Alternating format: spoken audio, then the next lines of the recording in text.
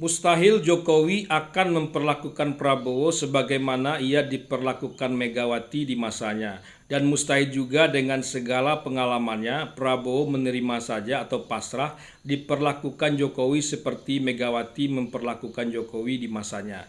Disinilah pesan Prabowo kepada tim kuasa hukumnya yang diwakili Hotman Paris jadi relevan. Pesan dari Pak Prabowo tadi bahwa jangan ada yang coba-coba mengadu domba saya dengan Jokowi. Jangan berharap, jangan ada yang mengadu domba saya dengan Jokowi. Itu tidak mungkin katanya. Baik Jokowi maupun Prabowo sama-sama sadar bahwa keduanya punya andil atau peran yang sama dalam perjalanan atas keterpilihan masing-masing.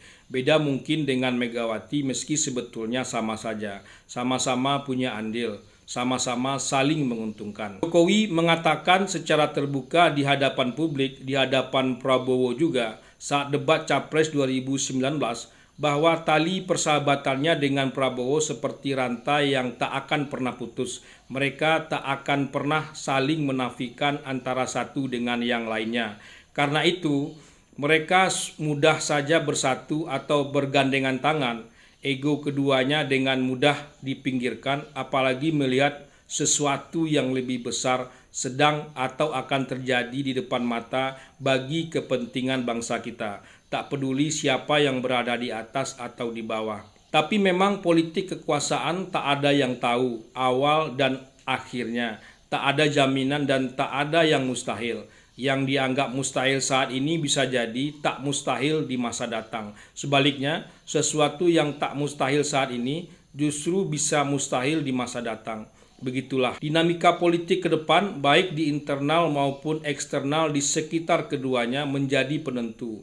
Mendaki, mendatar, atau menurun tajam tak ada yang tahu. Maka kuncinya biasanya komunikasi dan saling menghargai, menempatkan sesuatu pada tempatnya. Istilah Fahri Hamzah, setiap mantan presiden tak hanya Jokowi mesti ditempatkan di tempat yang masih merupakan tugas negara untuk tetap mempertahankan atau membangun visi besar negara kita. Ia tak bisa dibiarkan begitu saja, sebab jabatan presiden itu adalah jabatan yang paling tinggi, posisi mereka terhormat.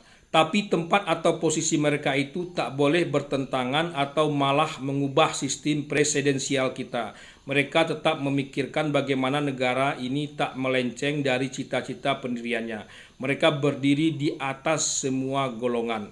Tidak lagi jadi pemimpin koalisi atau masuk dalam intrik internal suatu partai yang berusaha menyeret-nyeret mantan presiden kita untuk masuk menjadi ketua umum. Sebab posisi itu justru menempatkan mantan presiden kita tidak pada posisi yang tinggi. Itu justru menurunkan posisinya dengan tugas-tugas hari-hari yang penuh getah dan intrik. Masa sudah jadi presiden jadi lagi ketua koalisi atau ketum partai. SBY pernah mengalami itu, sudah jadi presiden lalu jadi ketum Demokrat, hambar jadinya. Untung tak lama sebab Demokrat menghadapi prahara. Megawati juga jadi presiden sebelum dan sesudahnya, bahkan sampai saat ini menjabat ketum PDIP. Mestinya ini tak pas, tapi siapa yang bisa mengubah ini semua? Bisa jadi salah satu sebab pertengkaran antara Megawati dan Jokowi adalah karena ini. Ketum partai tapi merasa posisi di atas presiden. Presiden sering kali dipermalukan di hadapan bawahan, di hadapan rakyat. Tak berniat apalagi berniat, itu tidak pas. Maka tak boleh terulang lagi posisi presiden dan mantan presiden seperti itu. Mantan presiden jadi ketum atau ketua koalisi. Justru menempatkannya pada posisi yang dilematis seperti mantan Wapres Yusuf Kala yang masih kesana kemari dari satu podcast ke podcast berikutnya mendukung capres tertentu dan mengomentari politik hari-hari yang mestinya tak lagi jadi gawenya. Capres yang didukungnya kalah pula, jadi pudar pamornya.